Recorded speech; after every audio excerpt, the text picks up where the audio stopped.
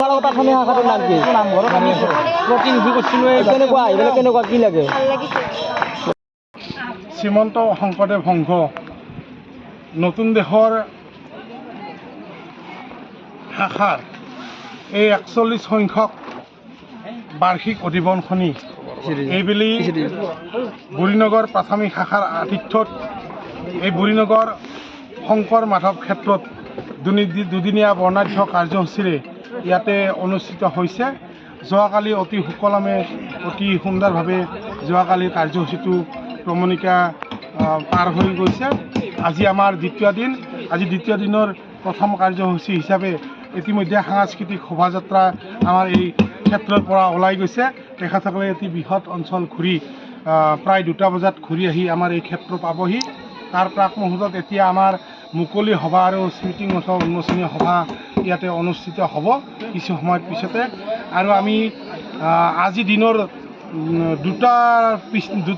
2টা বজাৰ পিছত আমাৰ অসমৰ মাননীয় মন্ত্ৰী, নলবাৰী সমষ্টিৰ স্থানীয় বিধায়ক, কেবিনেট মন্ত্ৰী মাননীয় শ্ৰী জয়ন্ত মল্ল বুঢ়াদেৱেও এই সভাত অংশগ্ৰহণ কৰিব। গতিকে আমি এই ক্ষেত্ৰৰ পৰা এই সেৱাৰথলীৰ পৰা সমূহ ভক্তপ্ৰাণ ৰাইজকে আমি এই সভাখনত উপস্থিত হোৱাৰ বাবে বিনম্ৰভাৱে অনুৰোধ জনাইছোঁ। কিমান টাইমত এই সভাখন প্ৰায় 4টা বজাত সামৰণি পৰিব। আমাৰ গুৰুজনাৰ 41 আঞ্চলিকৰ এই মিটিংখন আমি আঞ্চলিকৰ আটাইয়ে পুৰুষ মহিলাই লগ লাগি এই মিটিংখন পতা হৈছে।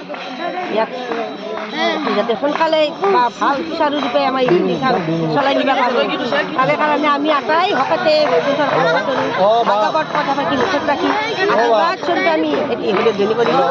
কৃষ্ণ কৃষ্ণ ইয়াতে ষ্টপ কৰি কিমান অসমীয়া ভাষাটোৰ নাম কি? নামঘৰত আমি প্ৰতিনিধি কৰিছিলোঁ। কেনেকুৱা এইবিলাক কেনেকুৱা কি লাগে? তোমাৰ ঘৰ ক'ত? বুঢ়ীনগৰ 41 সংখ্যক অধিৱেশনখন বুঢ়ীনগৰ সমন্বয় ক্ষেত্ৰত আমি সকলো ভক্তবান ৰাইজে অনুষ্ঠিত কৰিছোঁ আৰু সকলোৰে উপস্থিতিত আমি সেৱা জনাইছোঁ। আৰু এই উকহলা থলীখন যোৱাকালিৰ পৰাই অহৰগতিত চলিয়ে আছে। সকলো ভক্তবান ৰাইজৰ আমি বহুত সঁহাৰি পাইছোঁ। গতিকে সকলো ভক্তবান ৰাইজৰ শ্ৰীচৰণত আমি প্ৰণাম জনাই শোভাযাত্ৰা চলি আছে। শোভাযাত্ৰা জয়গুৰু শংকৰ জৰিয়তে নতুন দেশৰ আঞ্চলিক শাখাৰ 41তম বাৰ্ষিক অধিৱেশন ভাগি এইবাৰ আমাৰ বুঢ়ীনগৰ প্ৰাথমিক শাখাৰ আতিথ্যত উদযাপন কৰিবলৈ দুদিনীয়া কাৰ্যসূচী আমন্ত্ৰণ জনাইছোঁ। ইতিমধ্যে ভকত বৈষ্ণৱ বান্ধৱে যোৱাকালিৰ পৰা অহৰ্নিশে কাম কৰি বিভিন্ন কাৰ্যসূচী পালন কৰি সুচাৰুৰূপে যোৱাকালি পালন কৰি শেষ হৈ গ'ল। আজি দ্বিতীয় নিশা, আজি দ্বিতীয় শেষ নিশা। আজি শেষ দিনৰ কাৰ্যসূচী আমাৰ এতিয়া বৰ্তমান ভাগৱত শোভাযাত্ৰা চলি আছে। লগতে গোটেই ভাগৱত শোভাযাত্ৰা গোটেই আমাৰ বুঢ়ীনগৰ গাঁওখনি মানে এপাক ঘূৰি ভকত বৈষ্ণৱৰ আশীৰ্বাদ লৈ আমি আৰু 41 সংখ্যক অধিৱেশনৰ স্থলীলৈ যাম বুলি ৰাওনা হৈছোঁ।